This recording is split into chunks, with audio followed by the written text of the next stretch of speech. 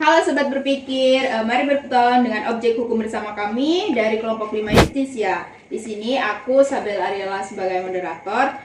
Nah, sebelum kita membahas lebih lanjut terkait sumber-sumber hukum, alangkah baiknya kita memperkenalkan diri terlebih dahulu ya guys. Nah, di sini ada siapa nih? Halo, aku Ali. Halo, Alice. Selanjutnya, Halo teman-teman, aku Dika. halo Kak Dika. Halo. Nah, di sini ada siapa nih? Halo guys, aku Ulan. Halo Halo, Kak Ulan. Ulan. Lanjut. Nah, di sini aku Andris. Halo teman-teman. Halo Kak Hai, Andris. Nah, sebelum kita menjelajah mengenai sumber-sumber, aku mau tahu nih apa pandangan teman-teman mengenai sumber hukum. Nah, gimana kalau aku dulu nyampein kan? Boleh, silakan Oke. Kak. Nah, teman-teman di sini kalau kita berbicara soal sumber, otomatis kita harus berpatokan pada dari mana hukum itu berlaku atau dari mana atau penyebab atau segala sesuatu yang muncul itu karena apa. Ya, Gitu. betul. Nah, kalau di sini kalau kita mau meninjau terkait definisi sumber-sumber hukum itu sumber-sumber hukum sendiri merupakan acuan atau suatu landasan yang mana digunakan untuk menegakkan suatu hukum yang ada di Indonesia. Yang mana sumber-sumber hukum ini dijadikan sebagai acuan dalam merealisasikan sistem hukum, merealisasikan sebuah proses hukum yang mana harus sejalan dengan sistem hukum yang berlaku di Indonesia, guys. Nah, kalau di Indonesia sendiri, seperti yang kita ketahui bahwa sumber-sumber hukum itu dibagikan menjadi dua bagian, yang mana sumber-sumber hukum menurut LJ Apeldoorn dan juga sumber-sumber hukum secara yuridis. Nah, teman-teman di sini kalau secara menurut LJ Apeldoorn itu sumber-sumber hukum itu dibagi menjadi 4 bagian, yang mana yang pertama dalam arti sejarah, sumber hukum dalam arti sejarah, kemudian yang kedua itu sumber hukum dalam arti sosiologis, kemudian yang ketiga itu sumber hukum dalam arti filsafat, dan yang keempat itu sumber hukum dalam arti formil. Nah, kan tadi menurut LJ Apeldoorn nih, sekarang kita beralih ke secara yuridisnya. Nah, secara yuridisnya itu sumber-sumber hukum itu dibagi menjadi dua. Yang pertama itu sumber hukum secara material dan sumber hukum secara formil. Nah, gitu teman-teman. Oh, gitu guys penjelasan dari Kak Andris nih. Mengenai definisi sumber hukum, boleh nggak sih Kak kasih contoh sumber hukum yang ada di Indonesia? Nah, teman-teman, tadi kan kita udah berangkat nih dari definisi sumber hukum. Tadi kan kita udah tahu sumber hukum itu seperti apa kan. Nah, sekarang kita contohin sumber hukumnya. Nah, nanti di sini aku ambilin contoh sumber hukum secara formil. Nah, secara formil teman-teman itu dibagi lagi menjadi beberapa bagian, di mana ada undang-undang, ada jurisprudensi, ada traktat, ada doktrin, dan juga ada hukum kebiasaan atau biasa dikenal dengan hukum adat, teman-teman. Nah, kalau dalam undang-undang sendiri itu merupakan aturan tertulis yang mana ditetapkan oleh konstitusi secara sah, yang berfungsi sebagai alat untuk mengontrol segala tindakan atau perilaku oleh masyarakat atau warga negaranya sendiri, teman-teman. Nah, salah satu contohnya pasal 340 KUHP itu menyatakan bahwa setiap orang yang dengan sengaja dan dengan rencana menghilangkan nyawa orang lain otomatis dipidana mati ataupun seumur hidup, tergantung dari jangka waktu yang ditentukan oleh pihak penegak hukum tersebut, teman-teman. Nah, gitu contohnya. Wah, luar biasa sekali nih guys penjelasan dari Kak Andris. Nah guys, hari ini kita bakalan bahas hal yang sering banget menjadi topik pembahasan di dunia hukum nih, yaitu sumber-sumber hukum. Berbicara soal sumber-sumber hukum nih Kak, kita nggak hanya berfokus pada sumber hukum formil aja, namun kita juga bakalan melihat nih dari sisi sejarah, sosiologis, dan juga filsafat. Karena sumber hukum tidak hanya berbicara soal pasal, namun bagaimana kita memahami dalam kehidupan, nilai dan perjalanan manusia. Nah, di sini kita akan membahas sumber-sumber hukum menurut LJ Apeldoorn nih. Pertama-tama kita mau tanya pendapat dari Kak Dika dulu. Apa sih Kak sumber hukum dalam arti sejarah menurut Kak Dika? Oke nih Kak, jadi menurut saya sendiri tentang sumber hukum dalam arti sejarah berdasarkan pandangan LJ Apeldoorn itu merupakan segala sesuatu yang terdiri dari naskah, dokumen, atau peraturan lama yang pernah berlaku pada waktu itu. Artinya sumber hukum ini membantu kita untuk memahami asal-usul dan perkembangan hukum pada waktu itu, meskipun hukum tersebut sudah tidak berlaku lagi saat ini. Itu Kak. Wah, keren banget nih penjelasan dari Kak Dika. Selanjutnya ada sumber hukum dalam arti sosiologis nih. Oke, mengenai hukum sosiologis ya, sebelum kita masuk ke dalam ranah hukum sosiologis lebih dalam, di sini sudah ada belum yang mengerti istilah bahwa hukum harus benar-benar hidup dalam kehidupan masyarakat? Nah, iya benar tuh Kak. Yang mana kita tahu bahwa ada istilah yang mengatakan bahwa societas ibi ius, yang artinya bahwa di mana ada masyarakat, di situ ada hukum, gitu Kak.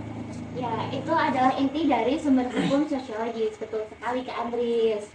Jadi gini, sumber hukum sosiologis adalah sumber hukum yang hidup di tengah-tengah kehidupan sosial masyarakat.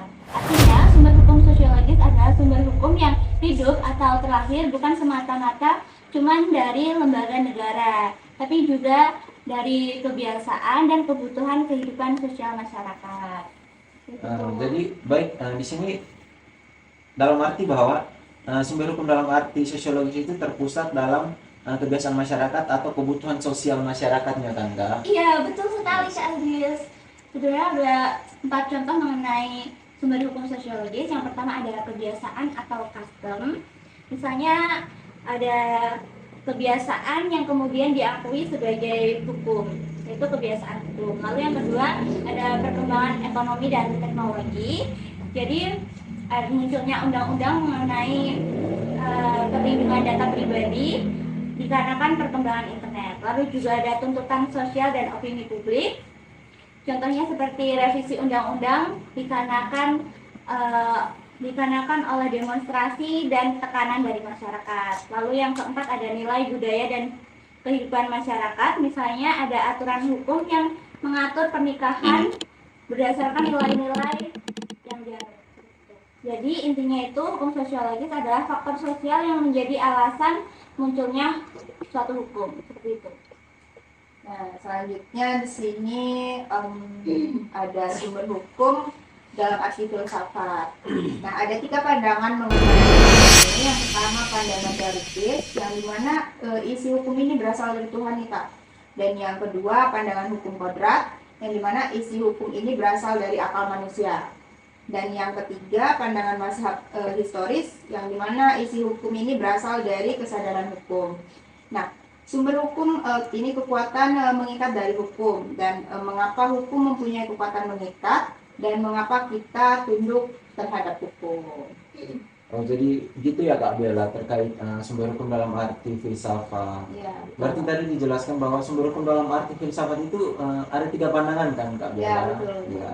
Jadi tadi kita ketahui bahwa sumber hukum dalam arti filsafat itu dibagi menjadi 3 pandangan teman-teman. Pandangan secara teoritis, pandangan secara hukum kodrat, dan juga pandangan secara hukum mazhab kan Kak Bella? Ya, betul Ya, Kak betul. Andre. Nah, selanjutnya kita akan mengenal nih sumber hukum dalam arti formil. Oke, makasih Kak Bella. Baik guys, jadi di sini saya akan menjelaskan apa sih sumber hukum dalam arti formil itu. Jadi sumber hukum dalam arti formil adalah cara atau bentuk yang membuat suatu aturan diakui sebagai hukum yang sah. Artinya suatu aturan baru yang bisa dianggap hukum kalau sudah melalui prosedur resmi. Nah, di sini ada beberapa jenis sumber hukum formil. Yang pertama itu undang-undang. Di sini undang-undang adalah sumber hukum yang paling penting karena undang-undang dibuat oleh lembaga legislatif dan pemerintah. Yang kedua itu kebiasaan, yang dimana kebiasaan merupakan hal yang dilakukan terus-menerus dan tidak dianggap sebagai aturan selama tidak bertentangan dengan undang-undang dan dapat menjadi sumber hukum. Lalu yang ketiga itu jurisprudensi, yang dimana adalah putusan-putusan hakim terdahulu yang dijadikan sebagai pedoman oleh hakim lain dalam kasus serupa. Lalu yang keempat itu ada kontrak atau perjanjian, yang dimana perjanjian antara negara yang telah diratifikasi atau resmi yang menjadi bagian dari hukum nasional. Dan yang terakhir itu adalah doktrin, yang dimana dari para ahli hukum yang sering dijadikan rujukan oleh hakim atau pembuat undang-undang dalam menentukan suatu keputusan. Wah, luar biasa sekali nih teman-teman, kita hari ini sudah berpikir. Nah, selanjutnya mungkin kita butuh pencerahan lagi nih Kak mengenai sumber hukum secara yuridis itu gimana. Itu kan ada dua Kak. Nah, mungkin dari teman-teman ada yang bisa menjabarkan nggak nih apa sih sumber hukum yuridis itu? Nah, Menurut dari Kak Andries ya. Siap, siap. Nah, Kabila tadi kan kita teman-teman udah ngebahas nih terkait sumber hukum menurut LJAP.org kan.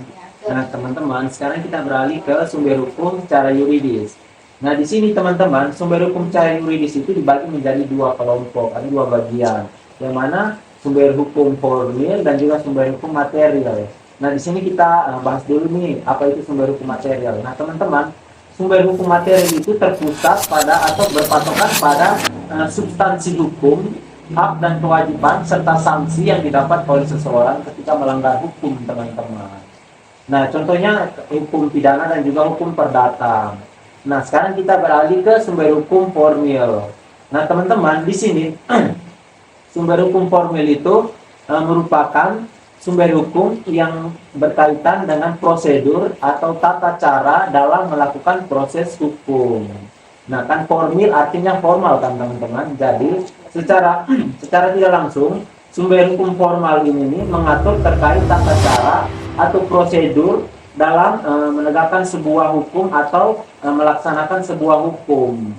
Nah, teman-teman, jadi kita tahu bahwa tadi kan udah dijelasin ada sumber hukum secara formil tadi ada beberapa bagiannya kan, ada undang-undang, ada traktat, doktrin, terus ada jurisprudensi dan juga ada hukum kebiasaan. Nah, itu semua menjadi patokan dalam sebuah pelaksanaan dalam sistem pengadilan atau dalam sebuah sidang pengadilan, teman-teman. Jadi kedua sumber hukum secara yuridis ini digunakan sebagai patokan atau acuan nih teman-teman dalam memutuskan atau melaksanakan sebuah sidang perkara entah itu pidana ataupun perdata. Jadi pada intinya bahwa secara formil itu mereka ngebahas terkait sistematis atau tata cara dalam melakukan sebuah perkara, yang mana hukum pidana atau kita biasa kenal dengan hukum acara pidana, kemudian ada hukum acara perdata. Jadi kalau kita ngebahas terkait hukum acara perdata dan hukum acara pidana, itu kita ngebahas terkait tata cara atau mekanisme untuk kita membuat atau melaksanakan sebuah sidang perkara, teman-teman. Gitu kalau lah. Itu ya Kak Andries, wah keren banget nih jawabannya. Nah guys, kita udah mengulik nih secara keseluruhan apa itu sumber-sumber hukum. Dan setelah berpetualang sejauh ini, kita dapat simpulkan bahwa segala sesuatu yang menjadi dasar atau mulai terciptanya peraturan hukum, baik yang bersifat formal maupun material, menjadi pedoman perilaku yang mengikat dan menimbulkan sanksi bagi pelanggar serta dapat dipahami sebagai tempat untuk menemukan atau menggali hukum. Nah, terima kasih yang sudah dengerin obrolan kita hari ini. Semoga pembahasan ini bisa membuka pikiran dan menambah semangat kita untuk terus berkembang dan memaknai hukum yang tidak hanya berpatokan pada kepastian hukum, namun hukum harus sejalan dengan moralitas. Sekian dari kita kelompok 5 Justisia. Kami pamit undur diri, kurang lebihnya mohon maaf. Terima kasih. Bye guys.